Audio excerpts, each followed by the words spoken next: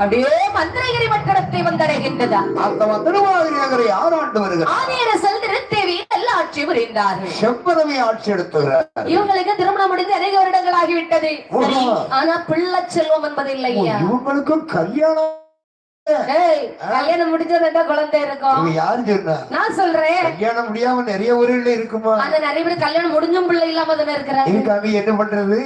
கல்யாணம் முடியாமயே நிறைய பேர் குழந்தையோட இருக்கிறாங்க. அப்படியா? ஆனா இங்க கிடையாது. அப்படியா? ஆமா.